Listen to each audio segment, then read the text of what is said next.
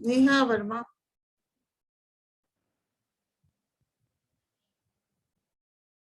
नेहा वर्मा, पूजा समूठा, गरिमा चौधरी, खुशबू तिवारी, सलोनी लखावत, सुमन चौधरी, किरण चौधरी, नेहा वर्मा, पूजा समूठा।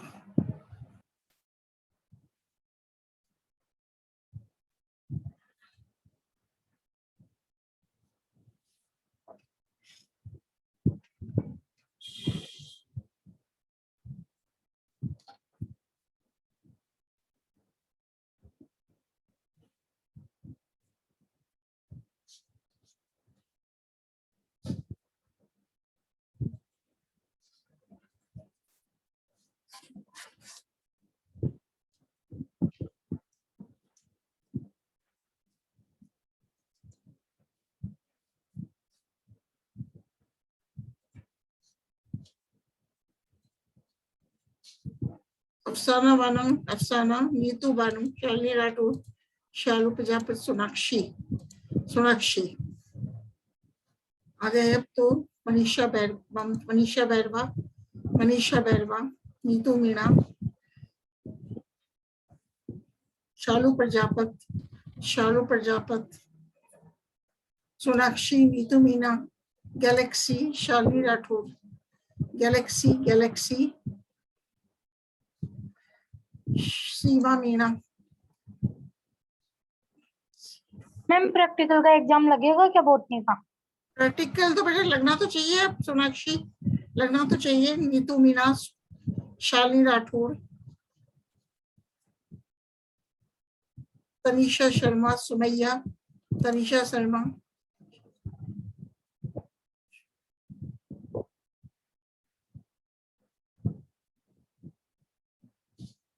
Shalini Rathore joining कर रही है, तनीषा शर्मा,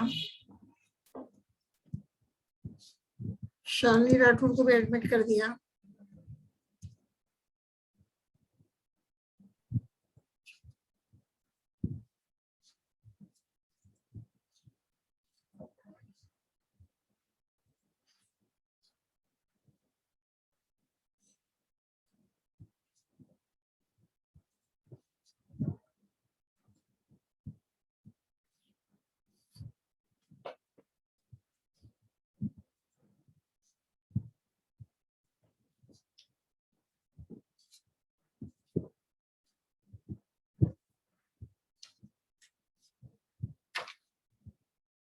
ठीक है बेटा, अब स्टार्ट करते हैं। हर्षिता भी आई है, हर्षिता 19, हर्षिता। तो अब स्क्रीनशॉट ले रहे थे, जूट पढ़ रहे थे अपन, जूट के बारे में।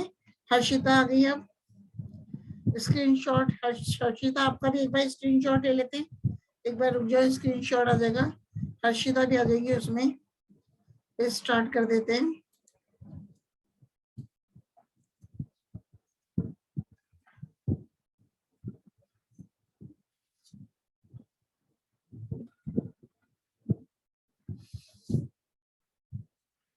हाँ बेटा, अब स्टार्ट करते हैं। स्क्रीनशॉट लेने के बाद अपन जूट का स्टडी कर रहे थे, तो जूट के बारे में आज स्टडी करेंगे। जूट का पादप। तो सबसे पहले अपन ने कल देखा था कि जूट का बॉटनिकल नेम क्या है। जूट का बॉटनिकल नेम के बारे में स्टडी करेंगे। जूट का वानस्पतिक नेम है कॉर्कोरस। जूट का बॉटनिकल नेम है कॉर्कोरस, स्पीसीज और फैमिली है टिलिएसी। तो अपन कहेंगे जूट ग्रोइंग रीजन्स के बारे में अध्ययन करेंगे। तो एक समय भारत का जूट उत्पादन में एकाधिकार था, जो विश्व के कुल उत्पादन का 99% उत्पादन करता था। परंतु 1947 के विभाजन पश्चात अधिकतर जूट उत्पादक क्षेत्र बांग्लादेश में स्थानांतरित हो गया। तो भारत व बांग्लादेश आज भी विश्व के कुल जूट उत्पादन का 80% उत्पादन करते हैं। इनके अतिरिक्त अन्य जूट उत्पादक देश हैं चीन, बर्मा, नेपाल, ब्राजील, ताइवान तथा थाईलैंड। मतलब India and Bangladesh are the jute growing regions of the world, and the jute growing regions are also China, Burma, Nepal, Brazil, Taiwan and Thailand.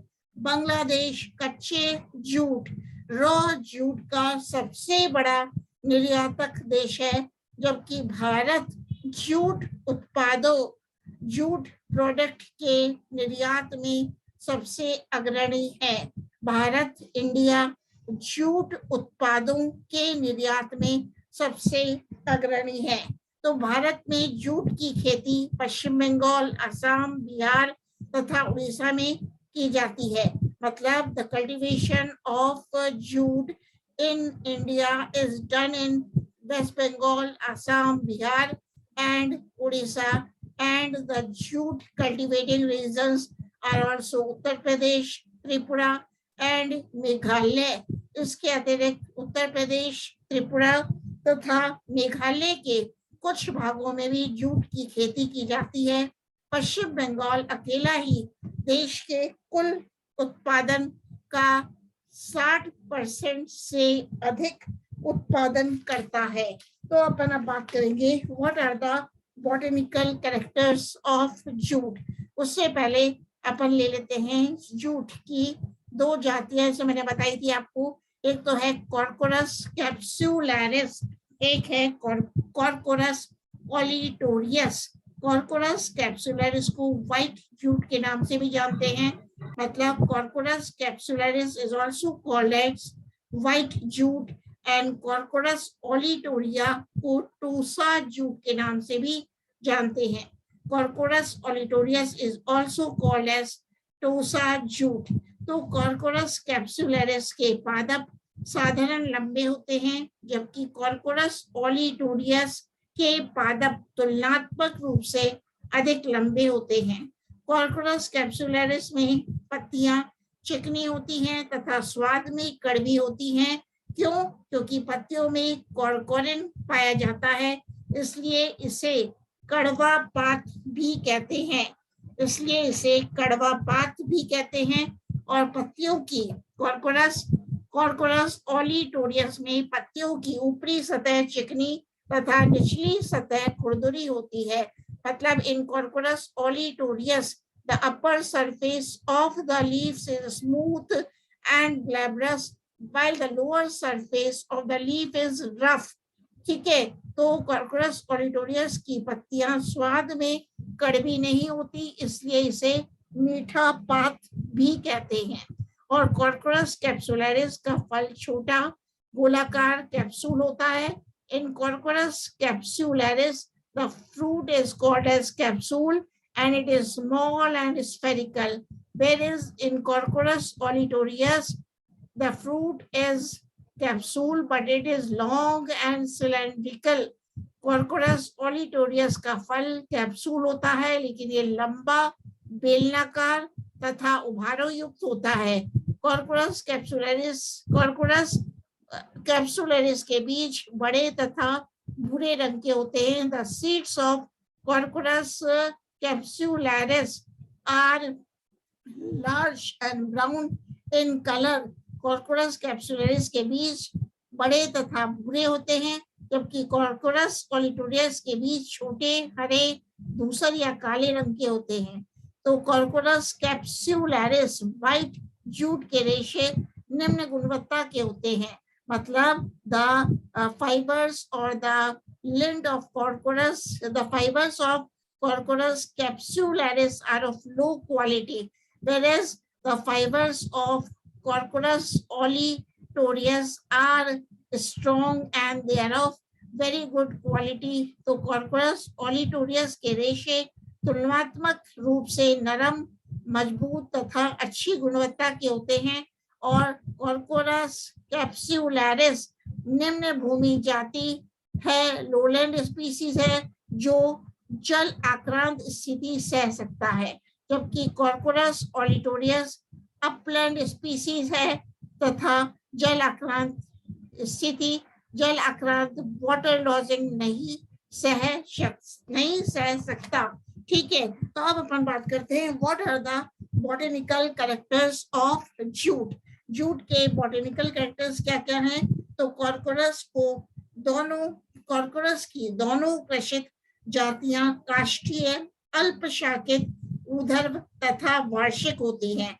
मतलब the cultivated species of Quercus, jute are woody, less branched, erect and annual. मतलब Corchorus की दोनों कृषित जातियां काष्ठीय, अल्प शाखित, ऊर्ध्व तथा वार्षिक होती हैं, तथा कॉर्कोरस मतलब जूट पादप की लंबाई 2 से 3 मीटर तक होती है। तो जूट कॉर्कोरस की पत्तियां सरल, अनुपर्णी, अंडाकार, दंतिल, डेंटेड मार्जिन्स युक्त तथा एकांतर विन्यासित होती है। मतलब when we see the Quercus plant, the leaves of jute are simple and the leaves are stipulate, the leaves are oval and the leaves in Quercus have dentate margins and the leaves in Quercus are arranged in alternate manner. प्रत्येक पत्ती के आधार पर 2 कंड की अति वृद्धियां उपस्थित होती हैं। मतलब at the base of each leaf 2 spinous bristles are found और कॉर्कोरस जूट में पुष्प एकल अथवा 3 से 4 पुष्पी सह सीमा 3 से 4 पुष्पी समीमाक्ष साइज में व्यवस्थित रहते हैं। पुष्प छोटे पीले रंग के सैवरंग तथा द्विलिंगी होते हैं। मतलब the flowers in Quercus or jute are small and the flowers are yellow colored, the flowers are petiolate and the flowers are hermaphrodite मतलब पुष्प द्विलिंगी होते हैं जिसमें जूट में, और जूट में फल क्या पाया जाता है? जूट में फल कैप्सूल कहलाता है। The fruit of jute is called as capsule। तो जूट का फल क्या कहलाता है? ये कैप्सूल कहलाता है। इसी प्रकार अब कौन सी जलवायु इसको चाहिए होती है? तो ये तो पहले देख लो आप, कॉर्कोरस के फल को दिखाया है ए डायग्राम में। कॉर्कोरस का फल, इसको अपन फल को क्या कहेंगे? यह है कैप्सूल कहलाता है। ये कॉर्कोरस कैप्सुलरिस का फल है। दूसरा है कॉर्कोरस ओलिटोरियस में भी फ्रूट को दिखाया गया है। अब बात करते हैं क्लाइमेट एंड सॉइल, जलवायु तथा मृदा। तो जूट की फसल के लिए उष्ण तथा नम्र जलवायु की आवश्यकता होती है। 150 से 250 सेंटीमीटर वर्षा वाले क्षेत्र, 70 to 90% आपेक्षिक साद्रता तथा औसत तापमान 20 से 38 डिग्री सेंटीग्रेड जूट की वृद्धि के लिए उत्तम होते हैं। मतलब what is the climate and soil for jute? मतलब temperature, average temperature ranging from 20 degree centigrade up to 38 degree centigrade is most suitable for the cultivation of wheat, and jute or Quercus requires a rainfall ranging from 150 to 250 centimetre. ठीक है, तो भारत में अधिकतर Corchorus capsularis की खेती की जाती है, जो जल संग्राहक वाटर लॉस्ट अवस्था को सह सकता है। इस प्रकार ऊपरी भूमि अपलैंड तथा निम्न भूमि लोलैंड दोनों ही परिस्थितियों में एक समान वृद्धि करता है। इसके विपरीत कॉर्कोरस ओलिटोरियस केवल ऊपरी भूमि अपलैंड में ही उगाया जाता है। मतलब मैंने बताया था जूट की 2 जातियां ज्यादातर हैं, कॉर्कोरस कैप्सुलरिस और दूसरी है कॉर्कोरस ओलिटोरियस। तो कॉर्कोरस कैप्सुलरिस क्या है? इसको अपलैंड तथा लोलैंड दोनों ही परिस्थितियों में एक समान उगाया जा सकता है, जबकि कॉर्कोरस ओलिटोरियस को केवल अपलैंड में ही, ऊपरी भूमि में ही उगाया जा सकता है। तो जूट की एक मिनट शालू प्रजापति आइए। जूट की सामान्यतः एल्यूवियल मृदा में खेती की जाती है। मतलब jute is cultivated in the alluvial soil. Jute की एल्यूवियल मृदा में खेती की जाती है। जैसे गंगा, ब्रह्मपुत्र नदी का डेल्टा, नदी का डेल्टा क्षेत्र। डेल्टा क्षेत्र, इस क्षेत्र में बाढ़ के पानी द्वारा सिल्ट का जमाव हो जाता है तथा यह मृदा मतलब एलुवियल सॉइल, यह मृदा कॉर्कोरस की खेती के लिए सबसे उपयुक्त रहती है। मतलब alluvial soil is most suitable for the cultivation of Quercus or jute, and the alluvial soil pH ranges from 6 to 7.5. तो मृदा pH का मान 6 से 7.5, 6 से 7.5 उत्तम होता है। अब करते हैं खेती करना, कल्टीवेशन ऑफ जूट। जूट की खेती कैसे की जाती है? तो जूट की फसल को क्या बेटा? हाँ बेटा, बोलो बोलो, कौन बोल रहे हैं? अच्छा, जूट की खेती कैसे की जाती है? तो जूट की फसल को वर्षा ऋतु के प्रारंभ होने से पहले बोया जाता है। खेतों को पहले अच्छी तरह जोत कर तैयार किया जाता है, फिर उसके बाद कॉर्कोरस कैप्सुलरिस को फरवरी मार्च में तथा कॉर्कोरस ओलिटोरियस को अप्रैल मध्य तक बोया जाता है। Means Quercus capsularis is sown, or the seeds of Quercus capsularis are sown in February and March, whereas Quercus olitorius is sown in April. फसल की बुवाई बीजों को बिखेर कर की जाती है। Means sowing of the crop of jute is done by broadcasting method. बीज अंकुरण के पश्चात निराई द्वारा पौधों के मध्य की दूरी 4 से 6 इंच के मध्य रखी जाती है। तो बाढ़ के जल से मृदा जमाव वाले क्षेत्रों में खाद की आवश्यकता नहीं होती, परंतु अन्य प्रकार की मृदा में गोबर की खाद तथा लकड़ी की राख मिलाई जाती है। तो कॉर्कोरस जूट की फसल की कटाई 3 से 4 माह पश्चात पुष्पन होने पर की जाती है। फसल की कटाई यदि कैप्सूल लगने के समय, फल निर्माण के समय की जाए तो अच्छी किस्म का रेशा प्राप्त होता है। मतलब the harvesting of the soil, the harvesting of the jute is done at the time of formation of the capsule. Harvesting of jute is done at the time of formation of the fruit or capsule.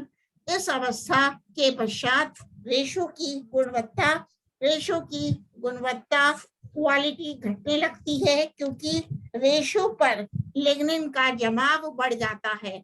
तो मैंने क्या बताया, जो jute की फसल की कटाई capsule लगने के समय की जाती है, जिससे कि अच्छे किस्म का रेशा प्राप्त होता है, और इस अवस्था के पश्चात रेशो की गुणवत्ता क्वालिटी घटने लगती है, क्योंकि रेशो पर लिग्निन का जमाव बढ़ जाता है, जिससे काष्ठीय तथा खुरदरे हो जाते हैं, जिससे ये काष्ठीय तथा खुरदरे हो जाते हैं। पौधों को मैम लिग्निन क्या होता है? क्या बेटा? लिग्निन क्या होता है? लिग्निन आप बोल रहे हो ना? लिग्निन अपन देखते हैं ना, इस सेल वॉल में, कोशिका भित्ति में लिग्निन का जमाव हो जाता है। उसको मैं बता देती हूँ, जैसे पॉलीसेकेराइड जो है उसको मैं अफसाना बोल रही हूँ ना, अफसाना। हाँ, अभी बता देंगे बेटा लिग्निन क्या होता है। मतलब पॉलीसेकेराइड्स का नाम सुना है? तो इस अवस्था कहाँ पे था अपन? हाँ, मैंने बताया, क्योंकि आपने पूछा रेशो पर लिग्निन का जमाव बढ़ जाता है, इससे पौधे काष्ठीय तथा खुरदरे हो जाते हैं। पौधों को दरांती द्वारा आधार के निकट से काट दिया जाता है तथा इन्हें गट्ठरों में, बंडल्स में बांध दिया जाता है। पौधों को दरांती मतलब सिकल्स द्वारा आधार के निकट से काट दिया जाता है तथा इन्हें मतलब पौधों को बंडल्स में बांध दिया जाता है। अब what is the process of fibre extraction, मतलब रेशो का निष्कर्षण कैसे करते हैं?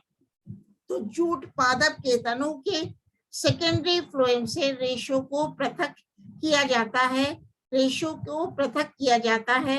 अब रेशो के पृथक्करण, रेशो के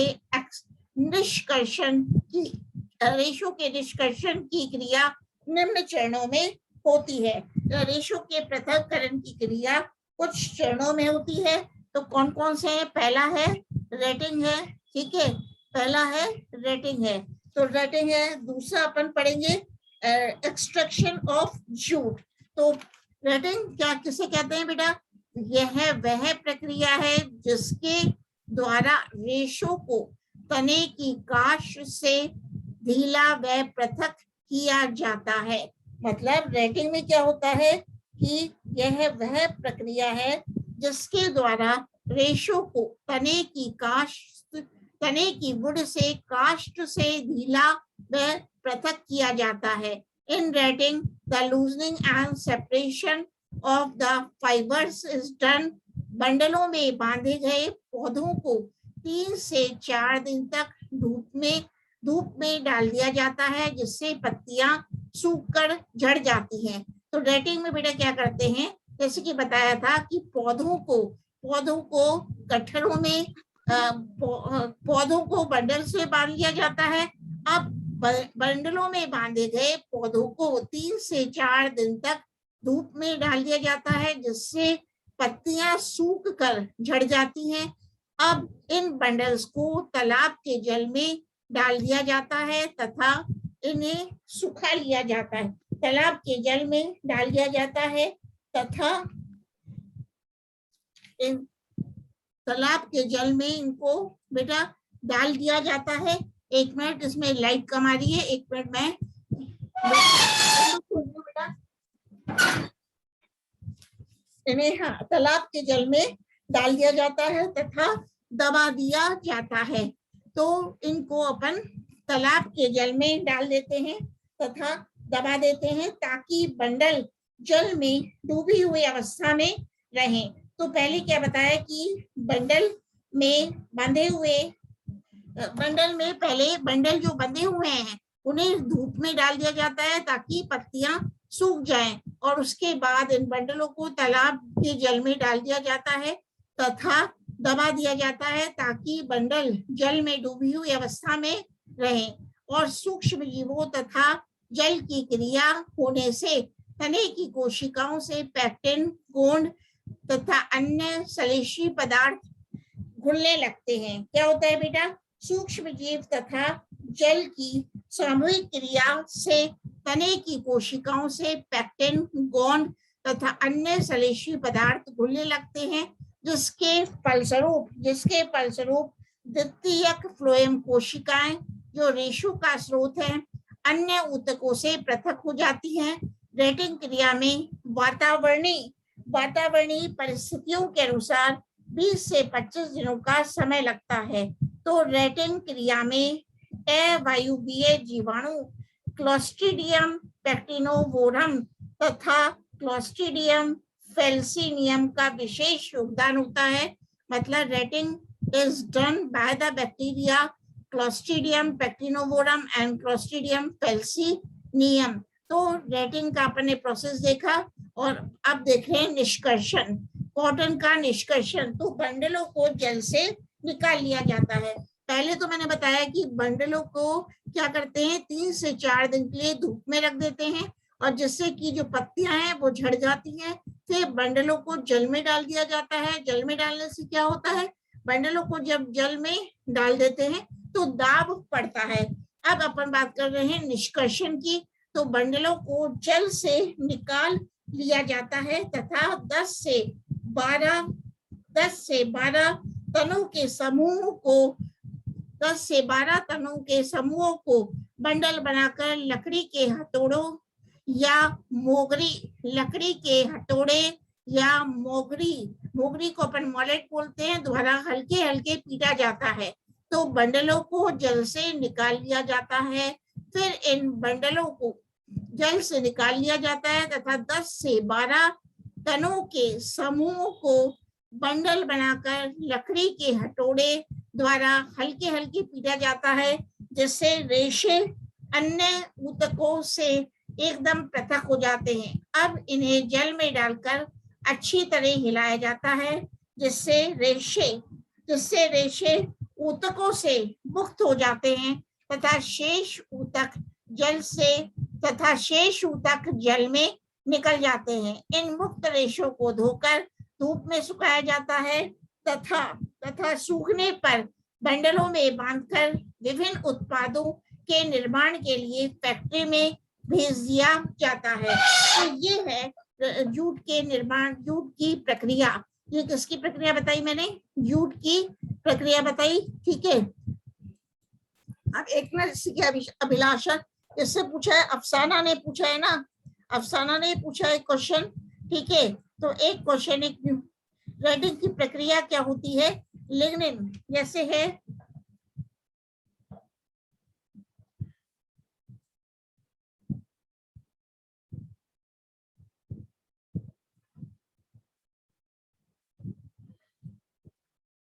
हाँ, अभी तो मैं यही कहूंगी कि अफसान कॉम्प्लेक्स पॉलीमर है। लिग्निन क्या है? It is a complex organic polymer. जिससे पूछा था, अफसाना ने पूछा था।